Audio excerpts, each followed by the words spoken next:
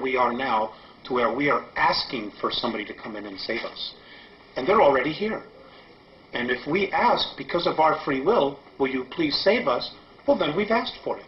And we've gotten exactly what it is that we deserved, because we didn't take responsibility as a race to fix our own problems and to deal with our own problems. We kept looking outside of ourselves. And, you know, this is why the Andromedans are so strong about us growing up and really taking responsibility for it. Now, how many human beings is the Andromeda Council in contact with on Earth? I remember you saying at one time 4. To my knowledge, they're in contact with 4. Beyond that, I don't know. I don't know if there are more, if there are going to be more. I know there's one in the United States, there's one in South America, one in Asia, one in Europe. But there are other groups that are here, you know, over 170, who may also on some level be talking to people and communicating, whether it's physical or telepathic or through mediumship, you know, dealing with the different spiritual levels. There's a lot of information that's being sent down here. Are they finding it's effective? Is it working? To a degree, it's not working as quickly as they want, simply because most people are incredibly apathetic. They're stuck in their 9 to 5. I have to make my mortgage payment. My kids got to get to school in the morning, and I don't give a damn about anything else. And unfortunately, that isn't going to work. It isn't going to save you. It isn't going to protect you. There's so much more going on here, you know, and we are just one small part of this whole picture that's going on, and we have to wake up. Period. Now, one of your contacts is a 4-foot, 11-inch light blue-skinned being called Theseus. That's correct. Please describe his or her personality in detail. Theseus, well, he's very serious. He's very benevolent. He's considered a sage in his world. He's an incredible healer. He has perspectives on things that are just far beyond anyone that I know. He's very direct. He's very humble. He's very soft. He's very direct. And when he moves into a room, like when I've walked with him or walked with the others, when we walk into rooms or different areas of motherships and the ships, energy changes. People, of course, they're very in touch with energy themselves. They instantly turn and they acknowledge him and they bow. I guess he would be considered an Ishwish or a Yahweh, an Abral, or I don't want to use the word God. An elder. An elder, you know, of tremendous of wisdom and insight. And they take very seriously what is going on here. And the manipulations, the things that the Greys, the Orions, and the Reptilians are doing here. They're appalled with what's going on here. The other one is Morane. Well, let me get to Morane in a second here. You mentioned directness twice. With that in mind, what was the most memorable interaction you have shared with Theseus? They're all memorable. But I guess the single most, well, there's been 2, one that just occurred. But prior to that, the single most important one was I had just had a contact, and we had spent about an hour or so together, and I was very depressed, very sad. And as I'm leaving the ship, I was crying, and I turned around and I looked at him. And he looked at me and he smiled, and his words were, "The love that you withhold is the pain that you carry." That's been the most memorable one, only because of what that particular statement entails. When we leave our physical form, and you know what many of the Catholicisms teach, you know, you're judged by God. It just simply isn't true. We judge ourselves.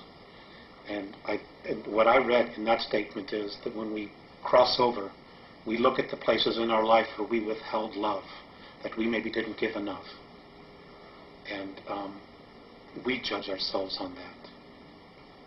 So that's been the most profound one for me. And Morane, he's a 7.5 snow white skinned hairless being. Also, he's light blue as well. Oh, light blue. He's light blue. Can you describe his or her? Oh, he. Can you describe his personality then in detail? He's serious, but he also has a really good sense of humor. He can snap me out of my depressions very quickly, and he has just a different perspective of looking at things.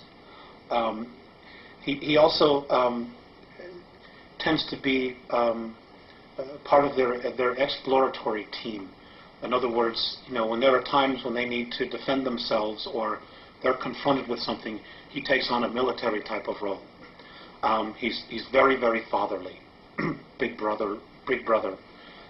He's also one that he shows more emotion. He'll give you a hug or put his arm around you, and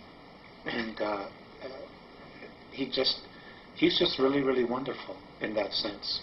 He's more human in that sense. He's not as sterile sometimes as Visayas would appear to be. It's not that they're not loving, but sometimes Morene is a lot more animated, and I can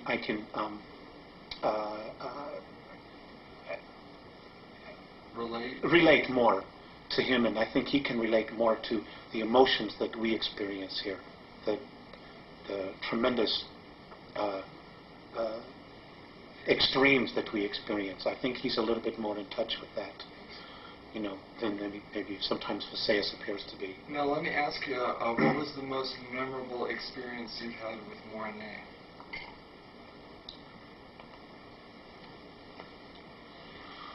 I can't talk about that. I won't talk about that. Okay. Now, please describe where and when you were born and your youth. That's not something I want to talk about either. Okay. In detail... Because it's not about me, it's about the information. Okay, that's fine. In detail, please describe your first contact at 8 years of age in 1964. I didn't really know anything about it.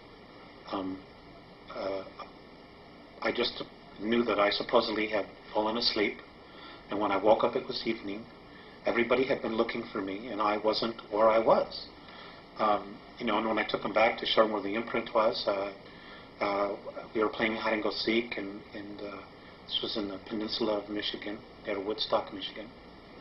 And people had been looking for me, and I wasn't there, and I got a spanking, because I wasn't where I was supposed to be, and I'd been missing for hours.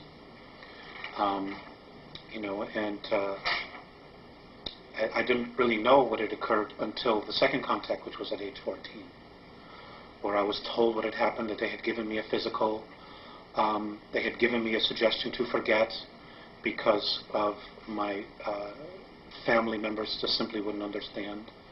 And they were right. They were very right about that. Why was the physical necessary? Well, they do that all the time. They do that to everybody, to make sure that you're physically fit, because they genuinely care about your physical health.